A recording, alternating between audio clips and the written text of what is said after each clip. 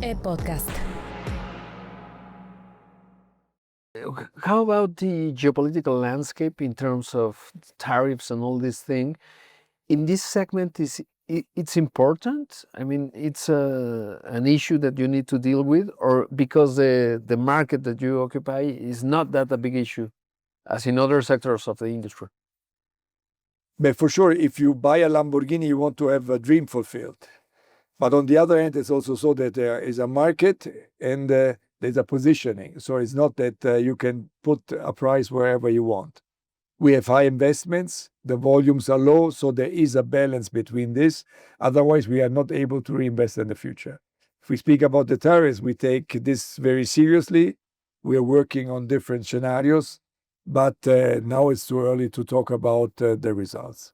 Now, how do you sell a supercar? I mean, you say design, performance, obvious, but also the brand is very important. Lamborghini has been a very well-positioned brand, I guess. If I step in any country in the world, everyone will know about Lamborghini. Yes, so we do a lot in terms of the awareness and the image of the brand.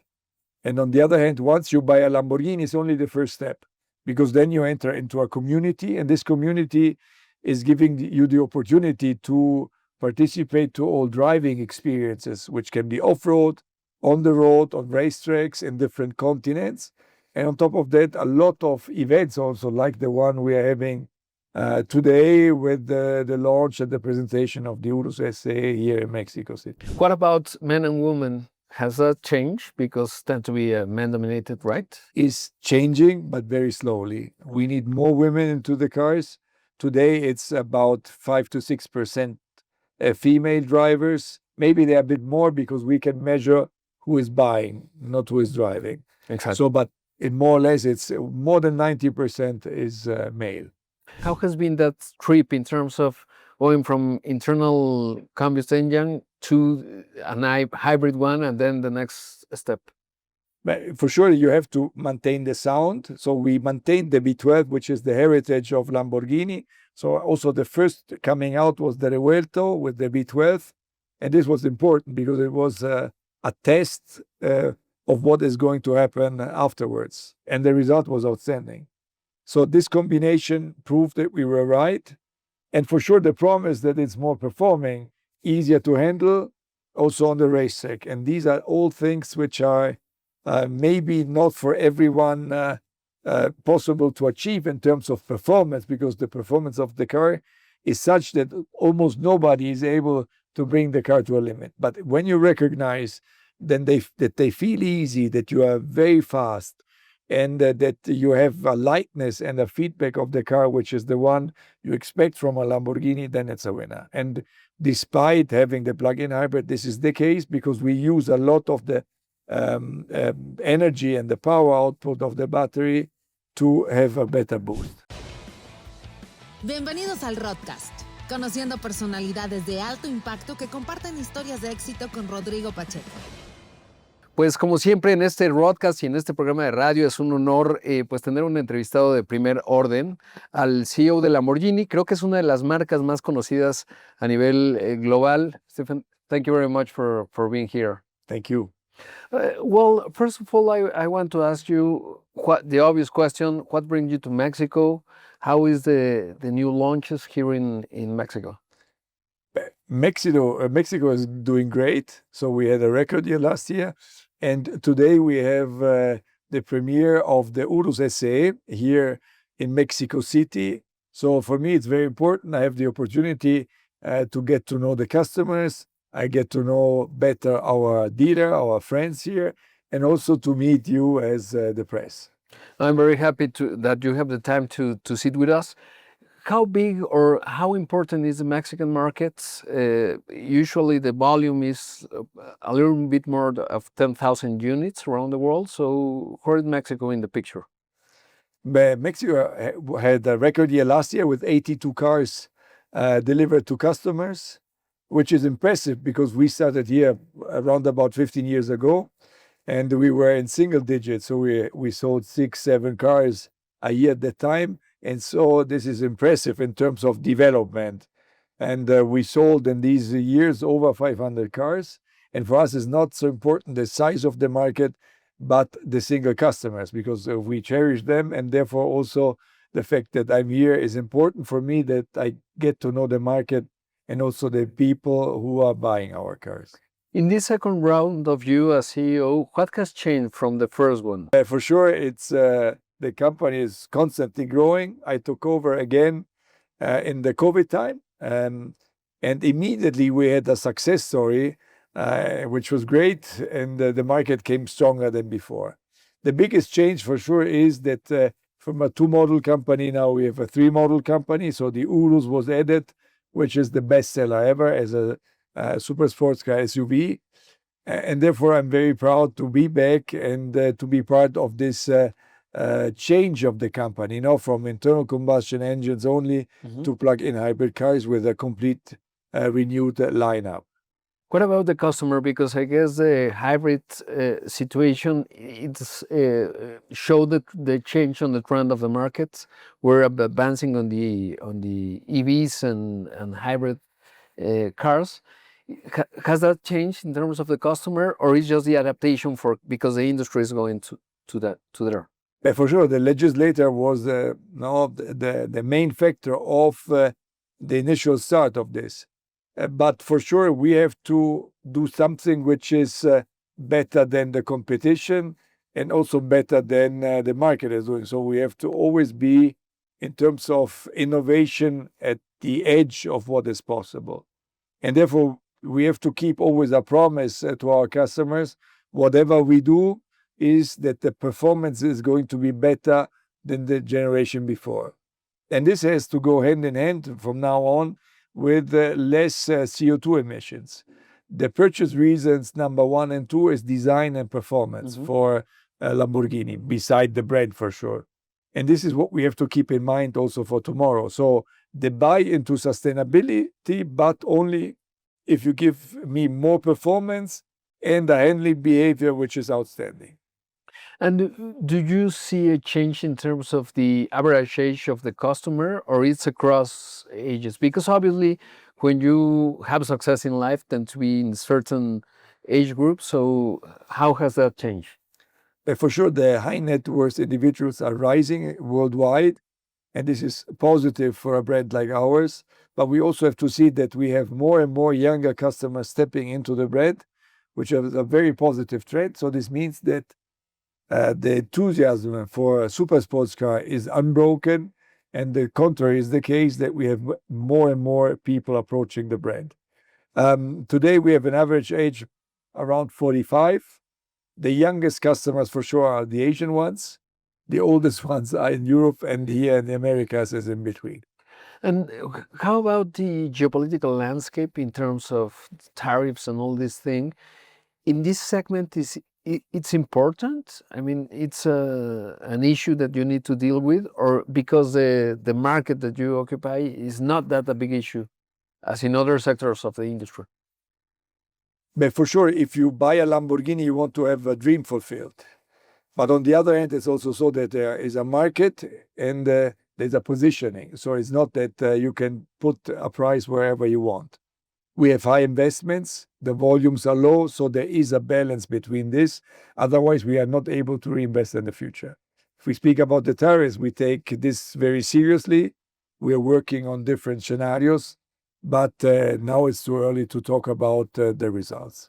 Now, how do you sell a supercar? I mean, you say design, performance, obvious, but also the brand is very important. Lamborghini has been a very well-positioned brand, I guess. If I step in any country in the world, everyone will know about Lamborghini. Yes, so we do a lot in terms of the awareness and the image of the brand. And on the other hand, once you buy a Lamborghini, it's only the first step, because then you enter into a community, and this community is giving you the opportunity to participate to all driving experiences, which can be off-road, on the road, on racetracks in different continents. And on top of that, a lot of events also, like the one we are having today with the launch and the presentation of the Urus SA here in Mexico City. Now, the customer tend to have a second one, or is just one sale? And because you have that car and you're going to keep it forever, right? So how is the behavior of the consumer in this segment? But for sure, there are different types. No, there are the ones which are accumulating and they are collectors, and they have not only our brand but also other similar brands, and they have much more than one car in their garage, and they keep the cars. Then there are the ones which are always buying the newest Lamborghini and they sell it after 1 or 2 years. The positive thing is today that we have an order bank which is lasting 1.5 years, and on the other hand, we are very exclusive due to this. So it's also, in terms of quality, we are at the edge of very, very good results. And this is also a benefit for the residual value. So today, if you sell a used Lamborghini, usually you get a price which is equal to the new car or even higher sometimes. Exactly. What about men and women? Has that changed? Because tend to be man-dominated, right? Is changing, but very slowly. We need more women into the cars. Today, it's about 5 to 6% female drivers. Maybe they're a bit more because we can measure who is buying, not who is driving. Exactly. So, but in more or less, it's more than 90% is male. Now, how is your relationship with the car as the car? Because you have been in this segment all your life, you have a lot of experience, but that's also, it has to do a lot with passion. What is how has the passion has built in you in terms of your professional career? But for sure, to fall in love with a brand like Lamborghini is easy, much easier than in other businesses. And therefore, I am very thankful that I had this opportunity already twice in my life to lead a company like this. But on the other hand, you also have to be very rational because high investments, volume, technology, which is always at the edge. So once you put money down, you have to exactly know why you're doing it, and you have to know what the result is going to be. So the approach is emotional, but at the end, the ratio is the most important thing in our business. And what about the driving experience? Because I guess one can have the car, but for example, in the Mexico City environment or Monterrey, which is a huge market, on some other northern parts of the country, maybe the streets are not that in terms of what you need. Obviously, Urus, it can work in like a more car that you can use every day, and the others are more specific.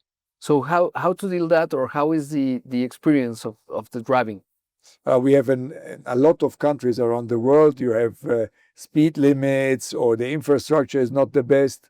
But still, the people buy our cars, and we give them a lot of opportunities also to drive them in different environments. So we organize this, and therefore, for them, it's important. The mileage on the cars, usually in average, is not that high because it's we are not selling mobility, we are selling dreams. So it's about now enjoying the ride once you have the opportunity to drive, or you choose to drive for a weekend, or I don't know, when you have friends which are driving all together.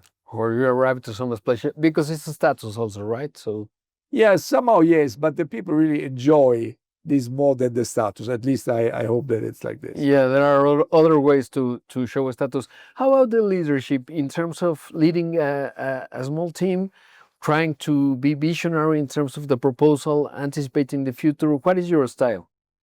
But for sure, is the team is to the utmost importance, because the team is creating the added value. No, alone you are not worth anything. So in the teamwork, we always do a lot of studies to see where the market is going. But on the other hand, we also have to be the ones who are trendsetters, or the ones who are not influenced too much by what is going on in the market, because we have to find our own way.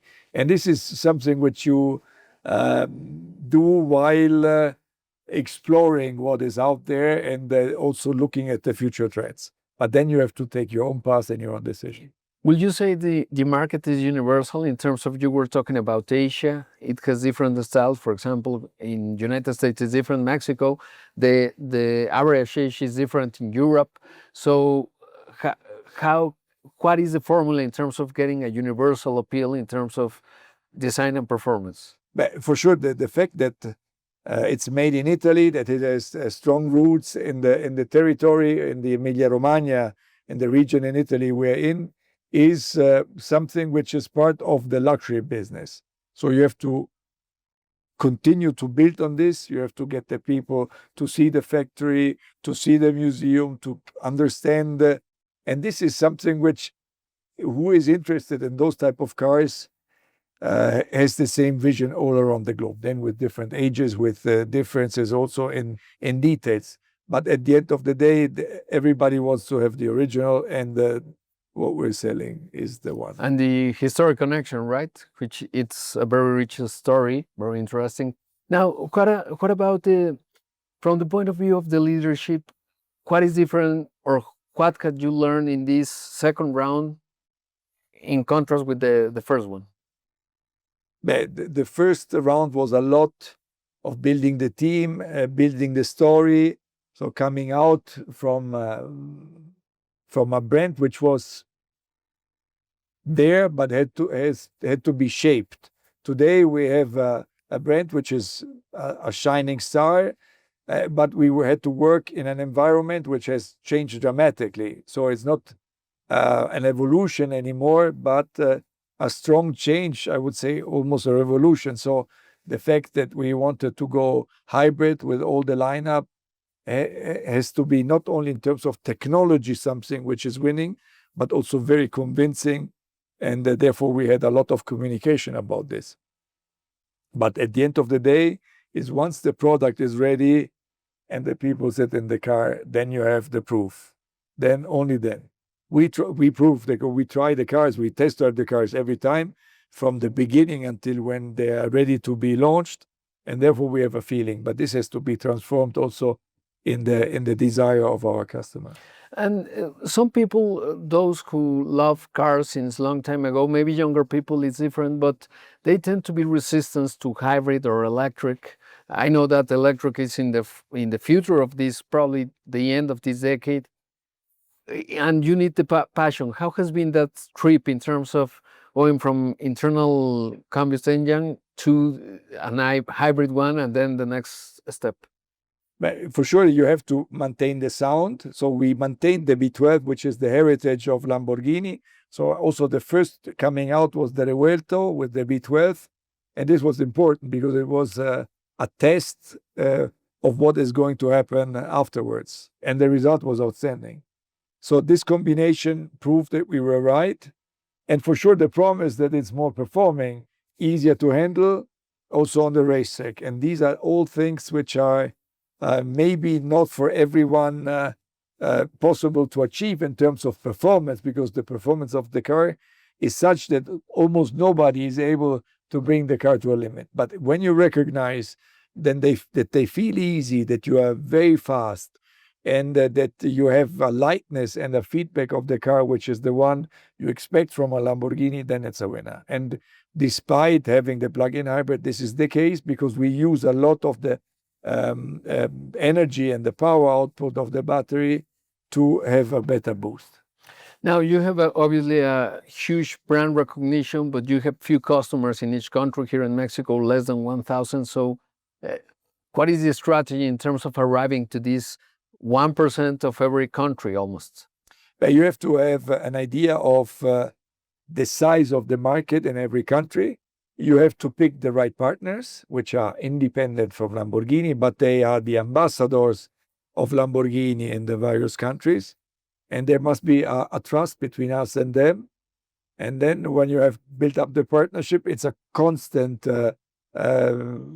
job with the PR team, with the marketing, with the sales department, and with our regions. We have 3 regions. We have one here in the Americas, in Washington, D.C. We have one in Italy, which is covering Europe, Middle East, and Africa. And then we have Asia Pacific, which we are dealing out of Singapore. So also this is something where we have our feet on the ground, and we are constantly not only in contact with our dealers, but also with the customers. Is it, nothing is recession proof, but in this segment, it's kind of different. How the economic cycle plays in terms of the performance in sales? But it's important, it's not only about if you have enough money to spend, but if the sentiment is the right one. So it can be even more difficult than sometimes.